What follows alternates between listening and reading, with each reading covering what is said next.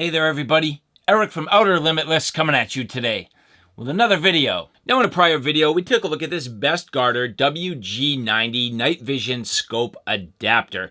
The first look and first impression video pretty much went through this in detail, showed how I mounted it to my rifle scope, and now at this point I've put this to some solid field use. And I'm not going to say a deep, comprehensive use of this, but enough to start to understand it. And I do have some thoughts about this. Now, first and foremost, a really interesting kit. These are not cheap. I would put this on sort of a mid-tier level. It's consumer grade. It's pretty cool, all things considered, but is cool effective. So what we're going to do today, I'm going to show you this in some practical field use experience, what it was like for me at the range, how I leveraged this. Then we're going to turn the corner a little bit. I'm going to get it outside for some night shots so you can see what this looks like in the nighttime scenario and kind of draw some overall conclusions on who this might be useful for and what this might mean for you. And if you're interested in seeing this and how it was set up on my rifle in the first place, I do suggest taking a look at one of my prior videos where you can get all of the details. But when we come back, we're going to get this out to the field, and then I'll come back to the studio and wrap up my final thoughts. So with that said, I have a whole bunch to do and a whole bunch to share with you, and if you're interested in seeing a little bit more about what I'm about to get into, do me a favor, stay tuned.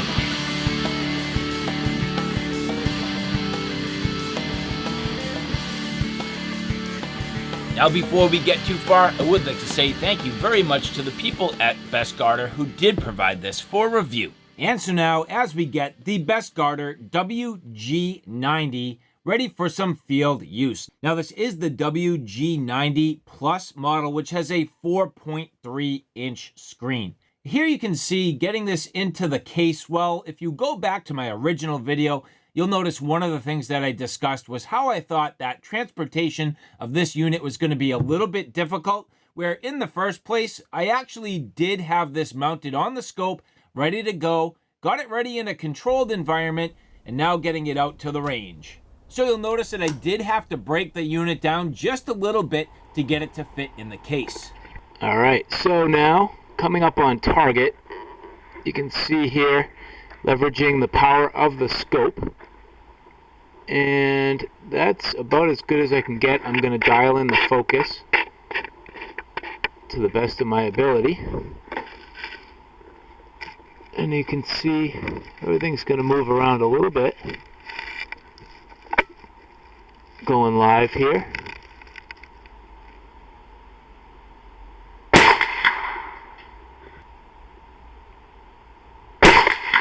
Targeting center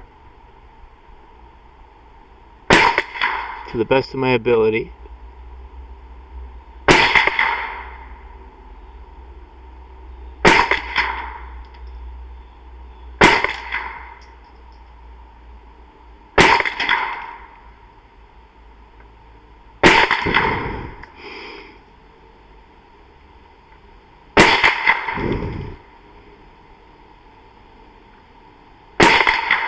That's 10. Yep.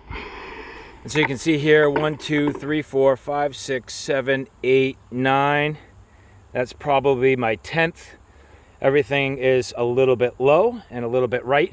So I need to bring my shot up and to the left. I'm going to try to make some adjustments. Now that's on the scope adjustment, not on the camera itself. So let's see what we can do. Now the good thing is, as I mentioned in the first video, I can still get on my knobs. So that's critical. And at this point, bringing my shot up and left. And so this is where things start to get a little bit interesting. First and foremost, I am trying to make adjustments on my scope. That's not a problem. That seems to go fairly well. But where things get a little bit out of hand for me, I kind of just lose track of where I'm at. Hopefully that's a good adjustment. Give that a try.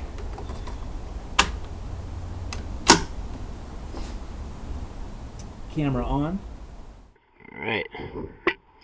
So what I can say is it's kind of weird looking through the screen a little bit, but let's give this a shot. Going center again. Going live.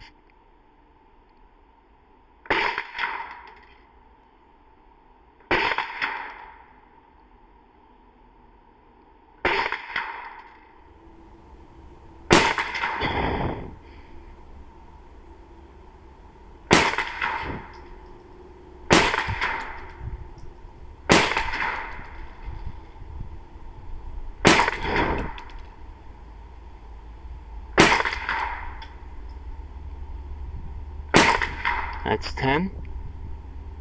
Yep. Alright. So, see how we did with the adjustments. And although I do have a general understanding of my adjustment on my scope, unfortunately for me, it seems as though things just weren't quite going the right way. I can't imagine I went the wrong way with my adjustments, but I appear to have. So 1, 2, 3, 4, 5, 6, 7, 8, 9, 10. All my shots now are grouped down further to the right and further to the left. So I gotta go back the opposite direction. Yay. I don't know how I did that, but apparently I did. I don't know, that's the type of thing that makes me feel like I'm going crazy, because I swear I adjusted it the right way, but I don't know, maybe I'm just backwards today for some reason. It's a little bit surreal looking through the screen. It's not what you're typically used to, and well, it just takes some practice without getting yourself turned around.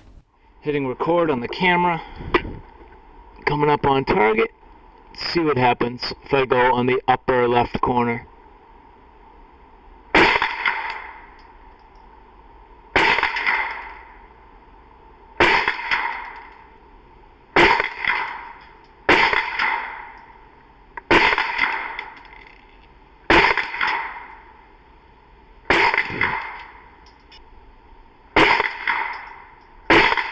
Oh, that was 10. Leaked one, that's for sure. Okay, let's see what we get. And so here you'll see I am completely thrown off about where I think I am coming up on target. My shots are definitely off and hard to identify. So I feel like height-wise I'm not bad, but clearly I'm too far left. So now I gotta bring my shot right about 2 inches.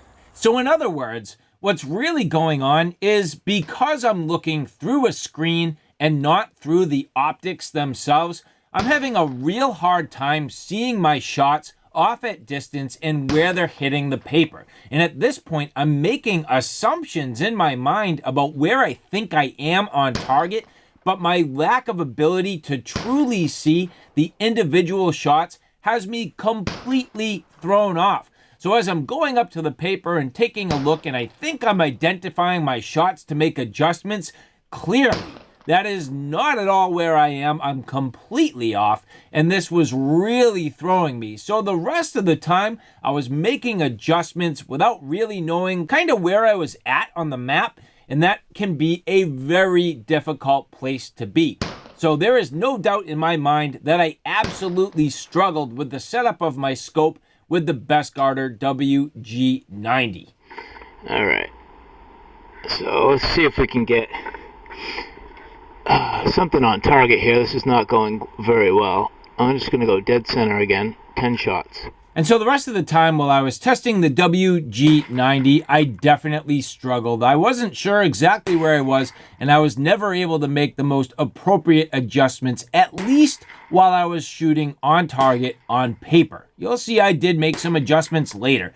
Now, a few additional observations using the WG-90. I did struggle just a little bit with my glasses, as I do wear polarized lenses. That to me was difficult, so you'll notice most of the time I did shoot without my glasses on. Okay. Now here, clearly I was completely confused about where my shots were. If you looked at the prior footage, this is the round of shots from the previous 10 rounds, not this particular time. So you can definitely see that I was confused about where I was located and not really at all confident in my shots. All right, so camera on. The problem I have is I don't think you can zoom in at all with this.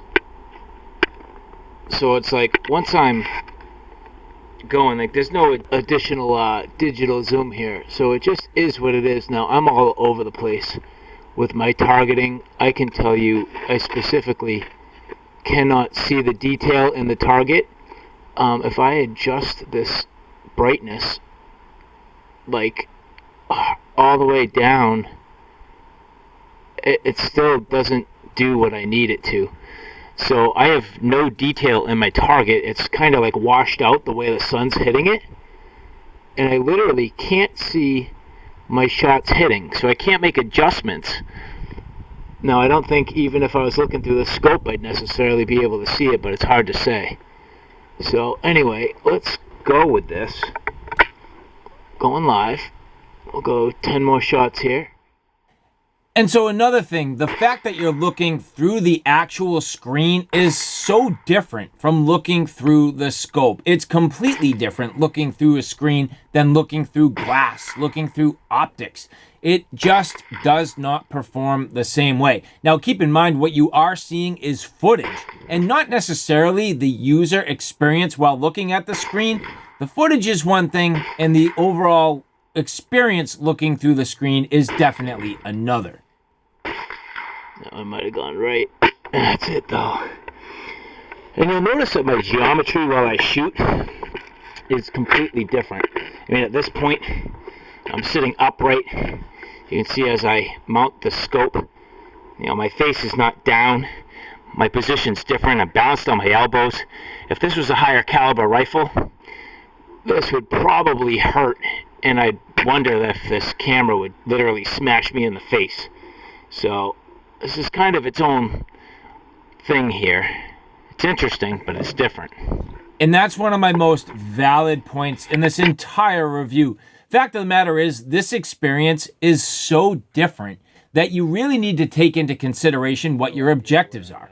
Bottom line is, if this was a different caliber rifle, I don't know if this would really work so well for me. And not with this posture, not with this position, and not with the fact that it could potentially completely alter the way I approach my shooting experience. So now I've made drastic adjustments. I have no clue where I'm at. I'm all over the place, and I hope I can recover, because this is going to be real difficult to get anything back on paper now that I'm off. So we'll see. And so this is just one of those days where, well, sometimes things work in your favor, other times they just don't work out so well. It seems like every turn of the corner here, things were just stacked up against me. Struggling with the light, struggling with the overall geometry of the setup, and even struggling with my basic ability to see. Again, just everything not quite working in my favor. The other thing is my glasses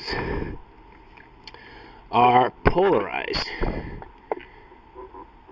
and really difficult to see through the screen. So I probably should have worn clears for this, but it is what it is. And so at this point, again, completely lost with where I'm at, trying to make adjustments, having a little bit of a difficult time. I opted to go out further to 100 yards. I figured at least at this point, I could see my shot if it hit the sand where it was splashing and try to make some adjustments to get me up onto steel. So that's exactly what you see here as I get myself set up for a 100-yard shot to steel targets. So at this point, foregoing the paper altogether, I mean, I'm hoping that maybe I can kind of see roughly where I'm at 100 yards. I mean, that was 50. At 100, where am I at? I guess we'll see. The only thing I can do is go for the big body target, and I'm literally gonna try to hold on it and watch with my naked eye. So let's see. Going live.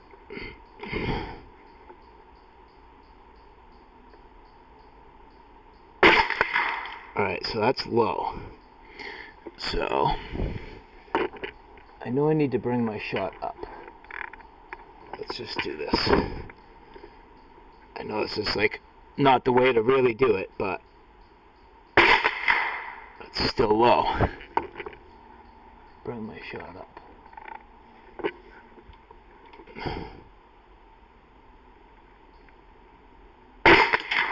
Still low. Bring my shot up. Coming on target. Still low. Bring my shot up.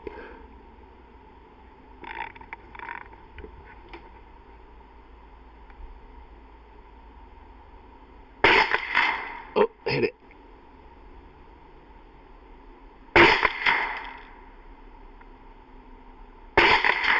Alright, that shot's low.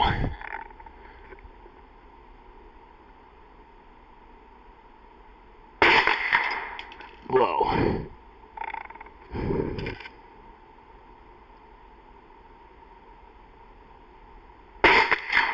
Got it.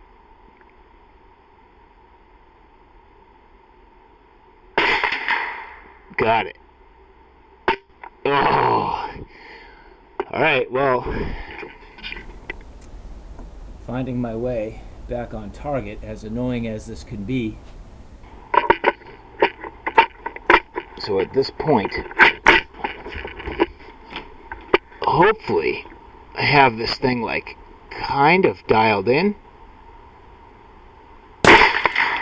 Yep.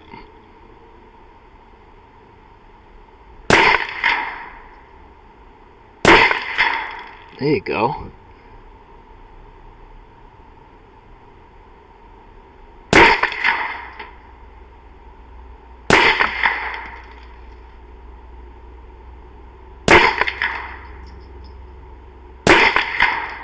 Oh.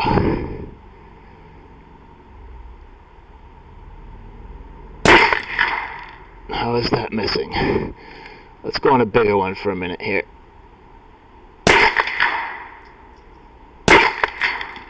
Okay, so it's missing low. Let's come up a touch. Oh, click. Alright. 20 more, so magazine number 9.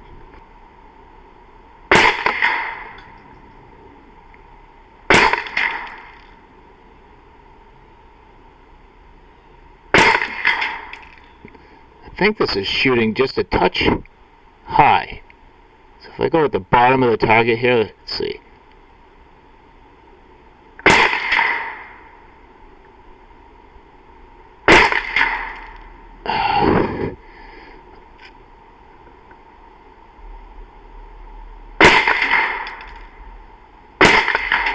Going left, aren't I?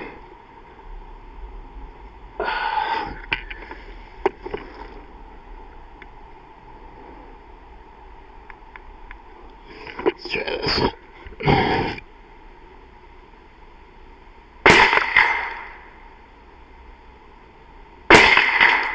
Alright.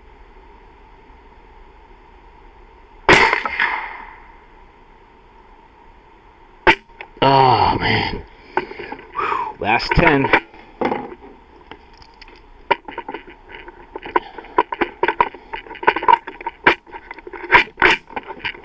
Let's see what we can do. Last 10.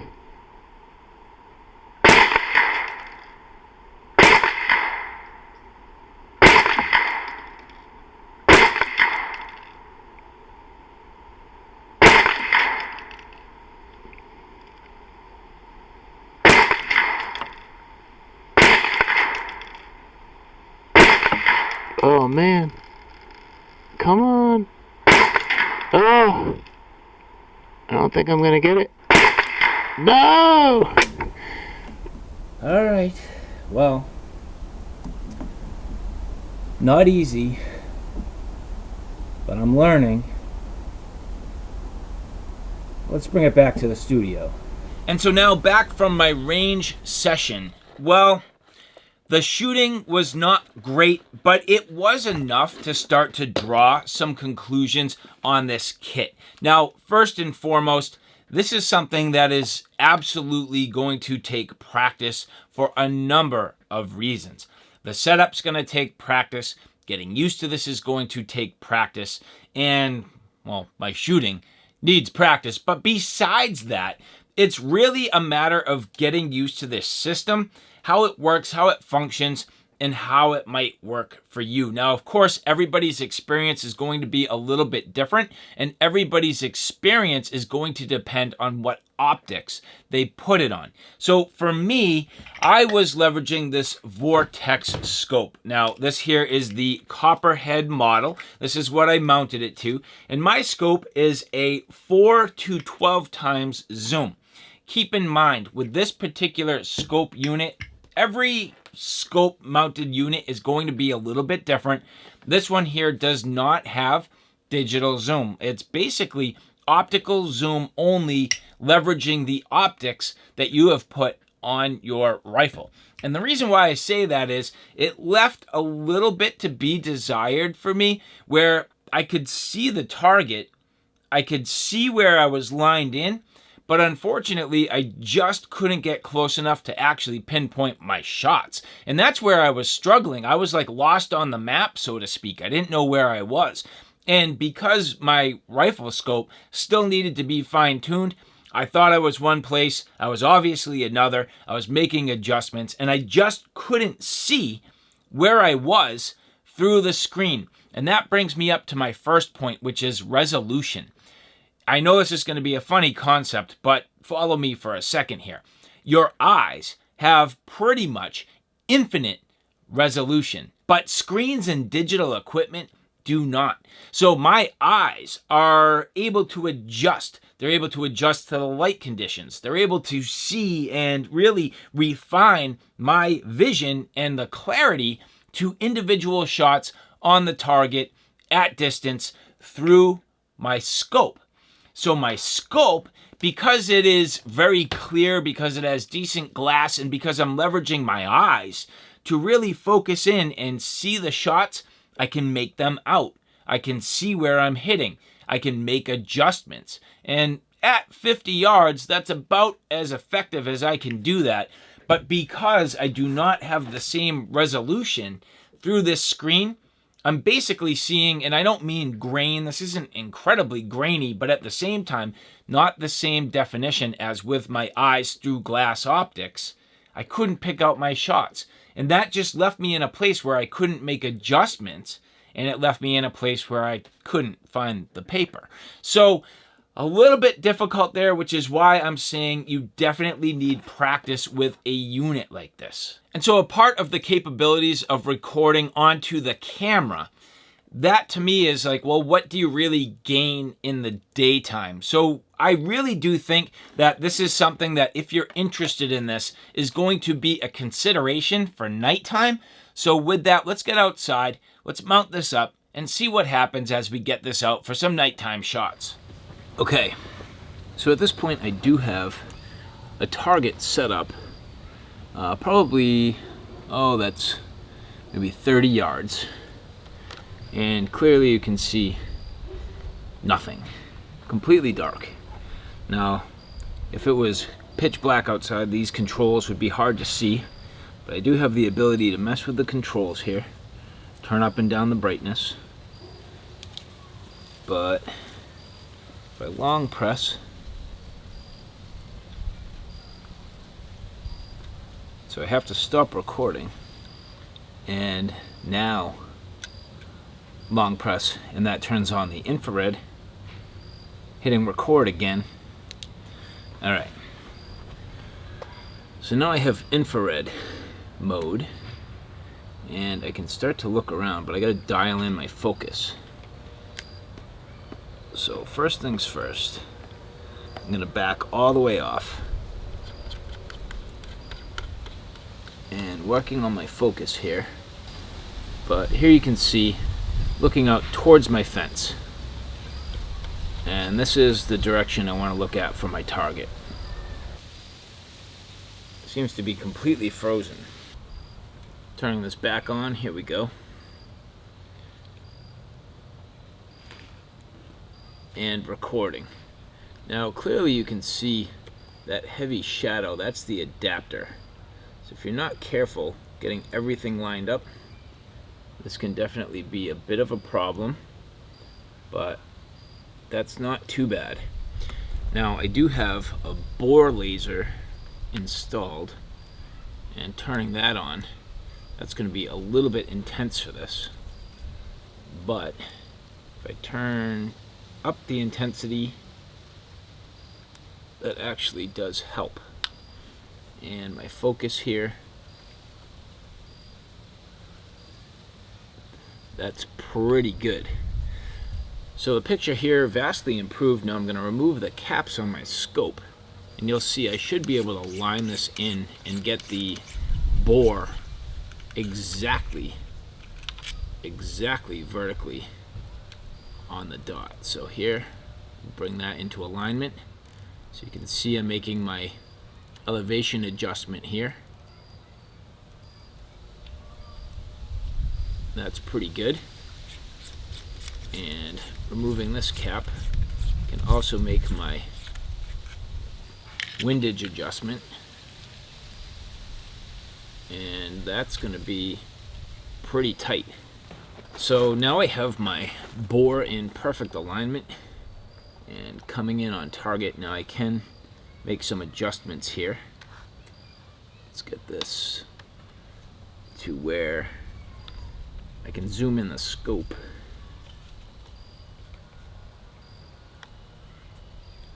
And you can see at this point, now I'm going to have to dial in my focus.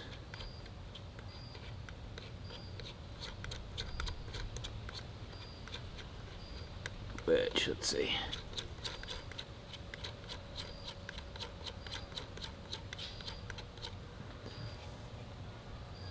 Is all the way there, but that's pretty good. And at this point, I literally can't see my crosshairs at all. So that's a bit of a limitation. So in reality, if I was to turn off the bore laser now, which there you go, I literally have no more crosshairs. So that's relying on me literally having no clue at all where to aim. So that's a bit of a liability. I don't really like that at all. But other than that, that gives you an indication of the picture, and that's fully zoomed in at 12 times power. Now if I back off a little bit,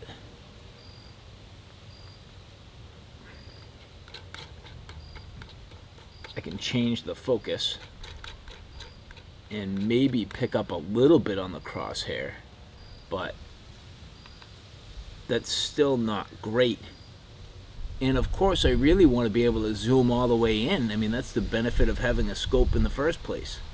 The picture looks decent, the recording looks decent, the clarity is not bad, and I can definitely, make out different objects, but there are some liabilities for sure. Now just giving you a quick indication of what the picture looks like.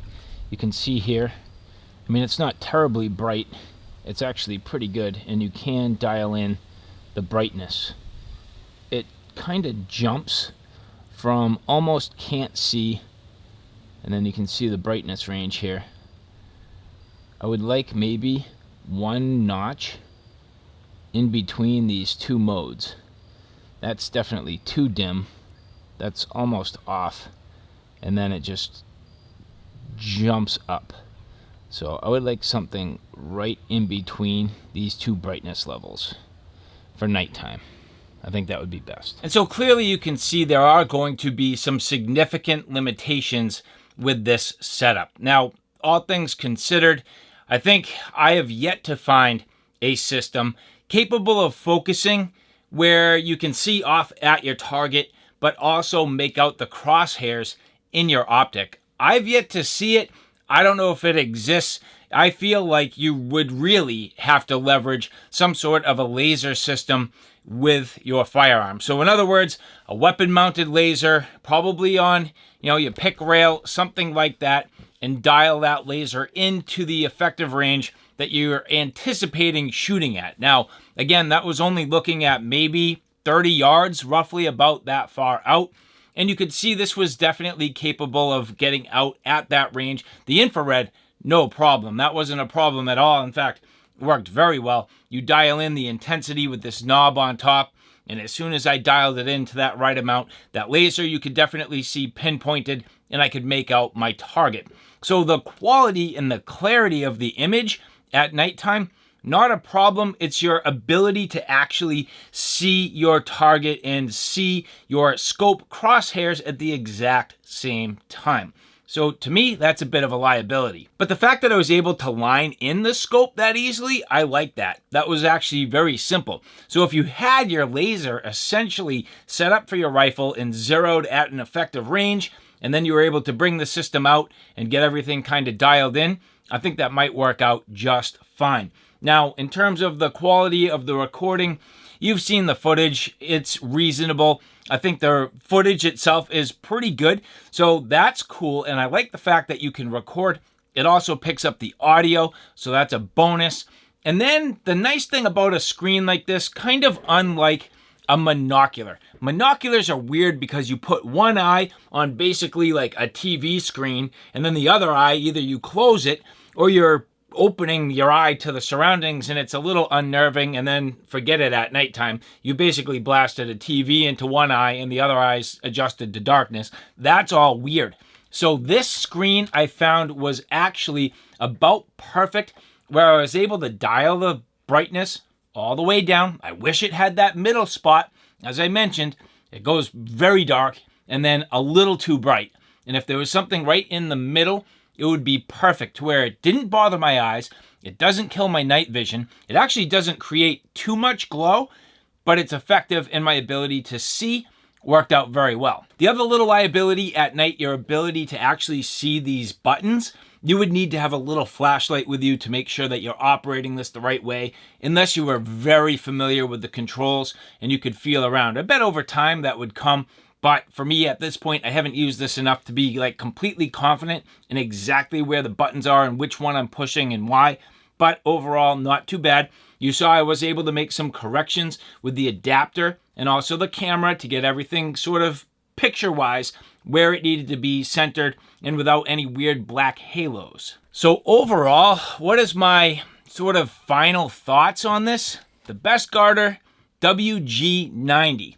Well, it's really cool. Conceptually, I think it's a neat idea. I start personally with the limitation of I can't shoot at night. I have no reason to do that. So for me, I'm not going to be shooting at night. This would be more for maybe, in my opinion, level of surveillance or something like that. But the 850 nanometer light wave, you can definitely see the infrared. It's not like it's invisible. So you can definitely see that. So it's not going to be stealth, but the quality's at least there. It beams off far enough.